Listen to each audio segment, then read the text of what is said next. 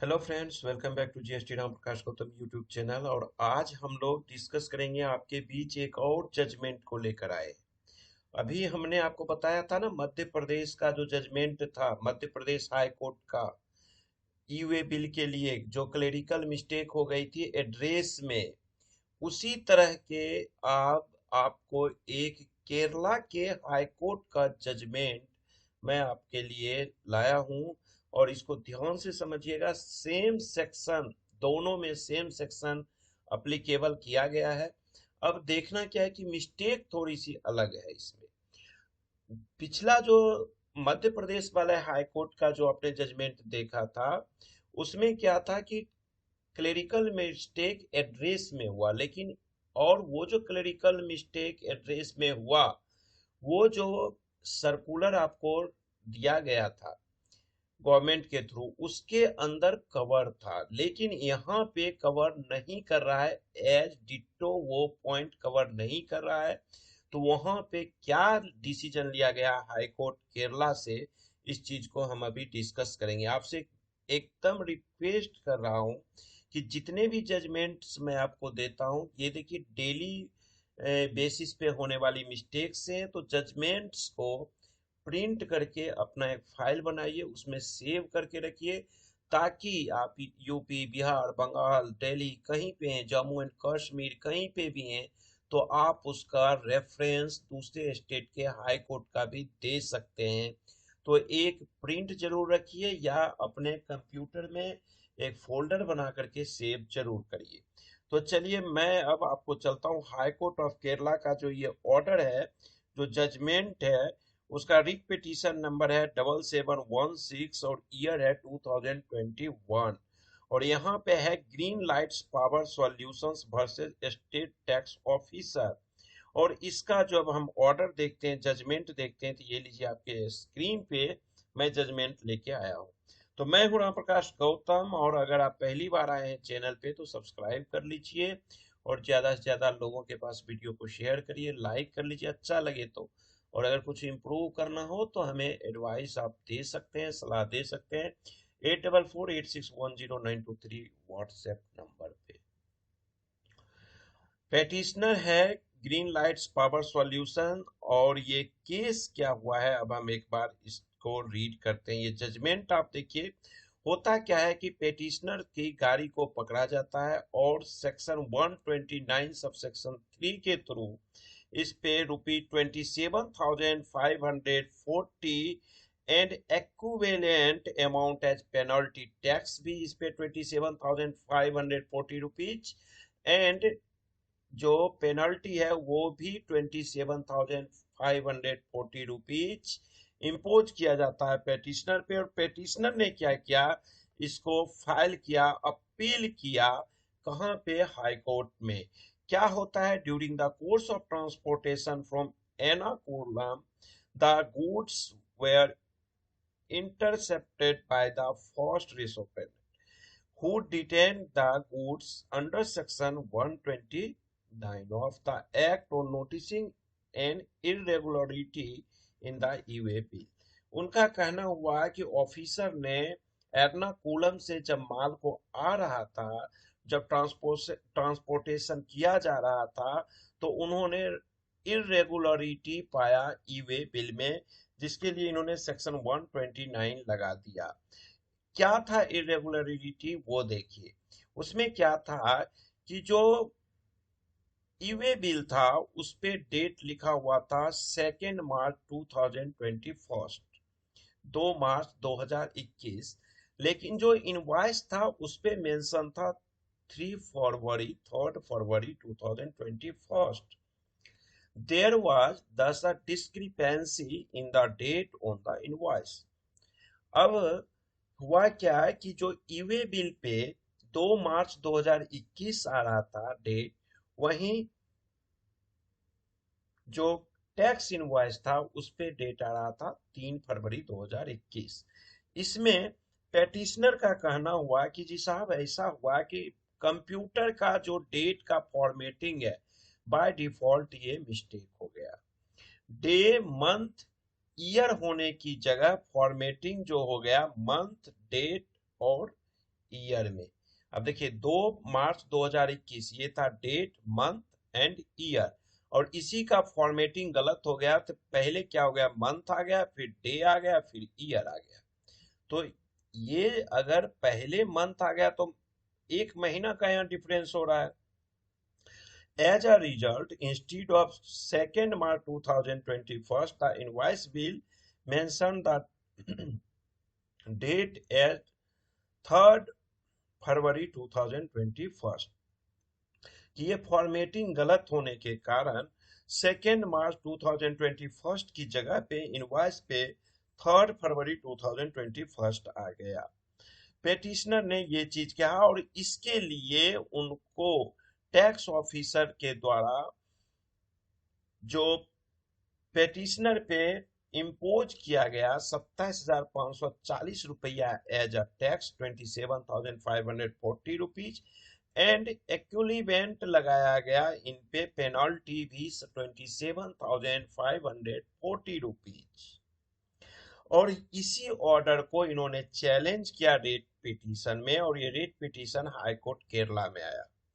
यहाँ पे इन्होंने कहा कि the Lord council further relied upon the circulars issued by the CBDT dated 14th September 2018 and contended that stakes of a minor nature cannot be visited with such a huge penalty।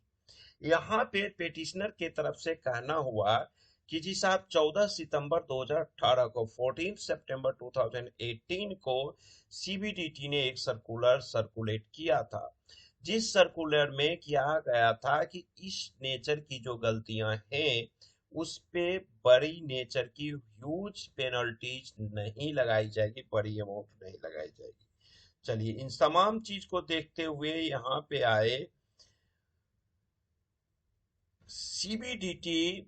आपको ध्यान होगा कि मध्य प्रदेश के high court का जो decision था उसमें भी हमने आपसे डिस्कस किया था इस सर्कुलर का, सर्कुलर नंबर 64/38/2018 डेटेड 14 सितंबर 2018 का।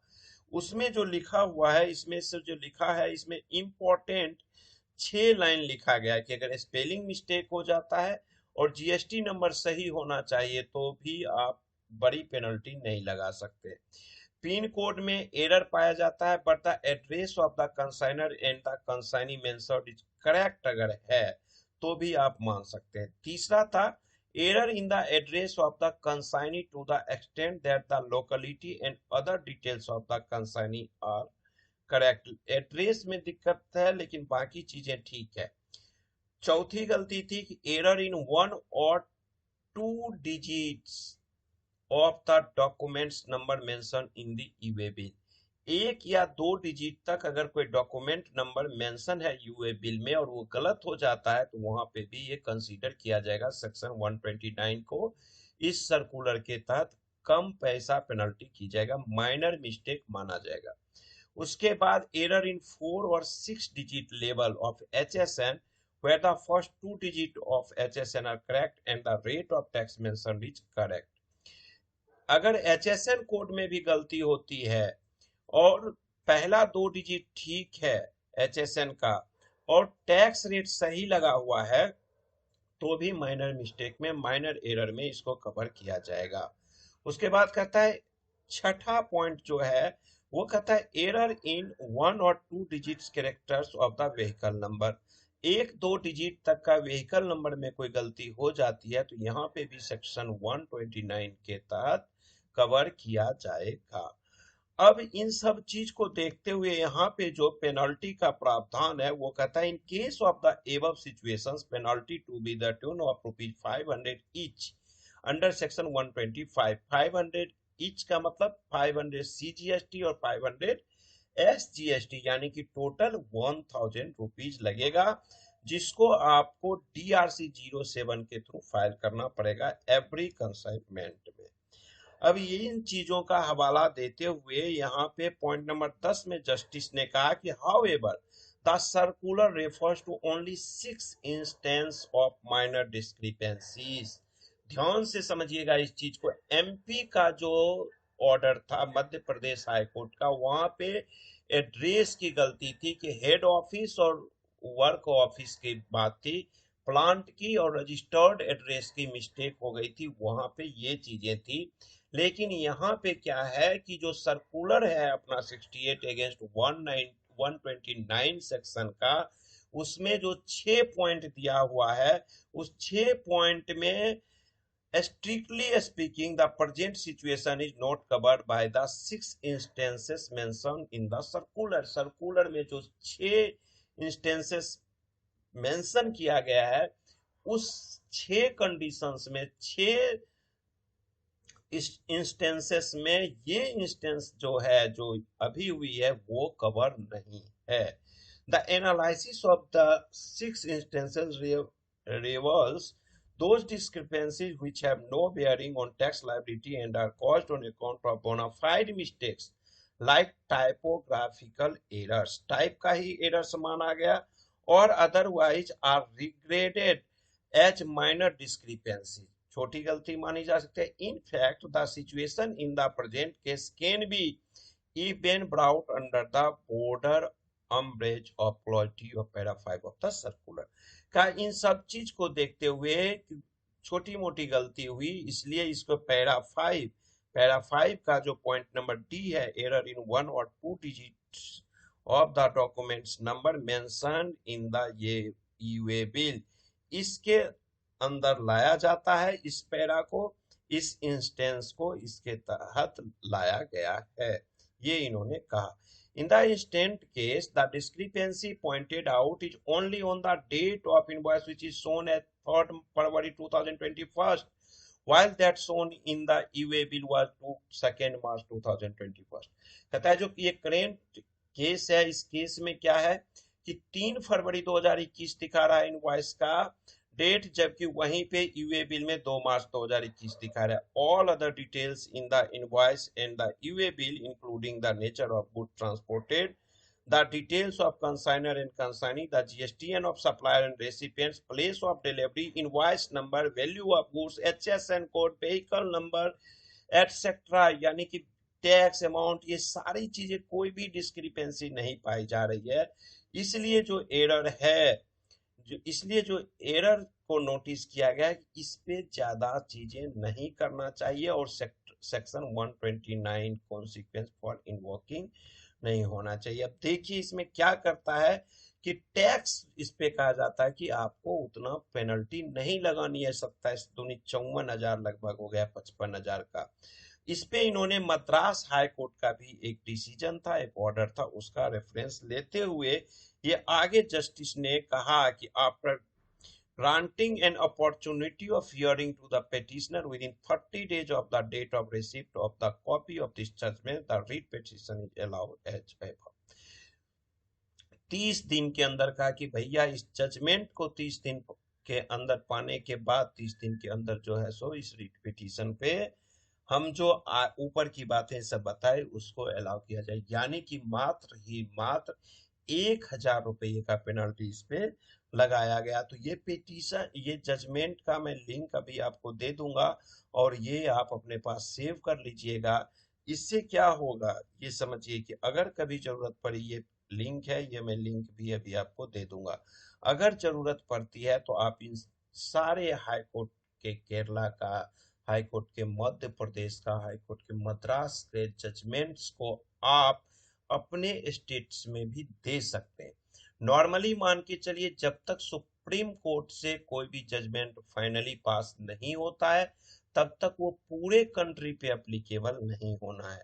यानी अगर आप ये सोच रहे हैं कि केरला हाई कोर्ट ने ये पास कर दिया तो बिहार, पूरे बिहार में ये एप्लीकेबल होगा, पूरे यूपी में, हरियाणा में, दिल्ली में, जम्मू कश्मीर में या अन्य स्टेट्स में ये एप्लीकेबल होगा, तो ऐसा नहीं है। आप रेफरेंस दे सकते हैं जस्टिस के सामने कि साहब ऐसा ऐसा ये स्टेट के ये जस्टिस ने इस जजमेंट के थ्रू, इस रिट पिटीशन के थ्रू ये चीजें जजमेंट में दिया है, और हमें भी इसका बेनिफिट मिलना चाहिए। ये माइनर एरर है। तो चलिए इस वीडियो को मैं खत्म करता हूँ। आई होप कि आपको क्लियर हो गया होगा, आप समझ गए होंगे। कोई भी क्वेरी हो तो आप 8448610923 पे हमें व्हाट्सएप करिए। लेकिन एक चीज आपको कहूंगा कि आप लोगों का जो सवाल आता है, अगर इम्पोर्टेंट सवाल लगता है व्हाट्सएप से, तो मैं आपको वीडियो बना देता हूँ। नॉर्मली जवाब देना मुश्किल काम है। और अगर आपके किसी जिस स्टेट से, जिस डिस्ट्रिक्ट से आप बिलोंग करते हैं, वहां पे हमारे कोई पर्सन होंगे, तो वहां पे सर्विस आप ले सकते हैं। Thank you, bye bye.